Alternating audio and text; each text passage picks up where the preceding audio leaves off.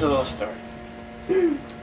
When I was a kid, my mother would take me shopping for school clothes every August at a department store called Mervyn's. We went there because they had a good selection of Garanimals clothing. Garanimals was a clothing line for kids that enabled them to pick their own clothes and be ensured a perfect match every time.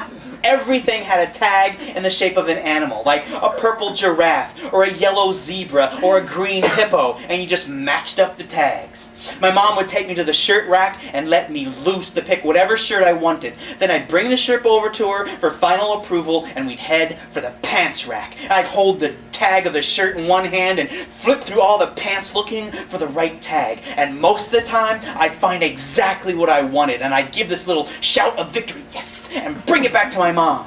It was very empowering to make my own clothing choices, and my mother liked it because I wouldn't mix stripes and polka dots. I now find myself wishing that people came with Garanimals tags. Imagine all the time you'd save by avoiding relationships that were doomed to failure. Instead of banging your head on the wall for months at a time and wondering what you were doing wrong and what you could try to make this relationship work, and going to therapy and counseling in an effort to force things to gel, then going through this horrible breakup experience that left you drained and tired and wanting to go on tour. You just know at the very beginning whether or not you should be together.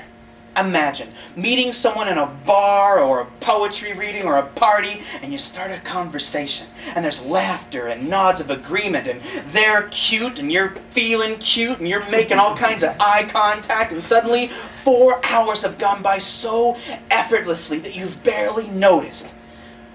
Then it's time to whip out the tags.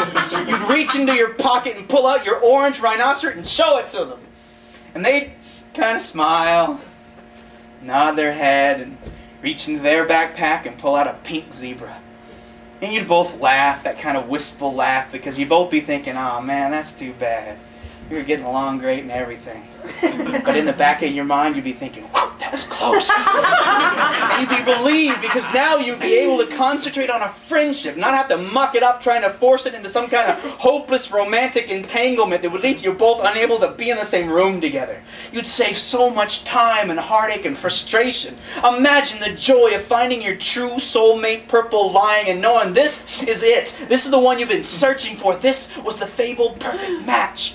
We can set up clubs. The brown pony room, the magenta kitty lounge, where you'd have to show your tag to get in and you'd be guaranteed a perfect partner. Dating services and personnel ads will be revolutionized. No more lengthy descriptions to read or cryptic codes to figure out, just silver tiger seeks same. Bam.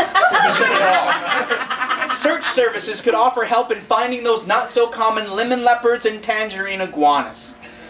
I feel like my Garanimals tag is a green, blue, and orange striped duck-billed platypus. And the only other green, blue, and orange striped duck-billed platypus on the entire planet is some 67-year-old woman in outer Mongolia that I'll never meet in a million years. I'm sure the whole point of living is to get something positive from every relationship. And just because a relationship doesn't go all the way to full-blown till death do us part, doesn't mean it wasn't a positive relationship full of wonderful feelings and emotions and events. But still, it'd be nice to know. And I keep thinking about the times when I'd find the perfect shirt at Mervyn's, and I'd run to the pants section and look through every single pair and not find the right tag. I'd look at everything 3 or 4 times and have my mother look until finally, with my head hanging low and my shoulders all slumped, I'd heave a heavy little kid sigh and settle for something that kind of sort of matched, but not perfectly, and hope that no one noticed, especially me.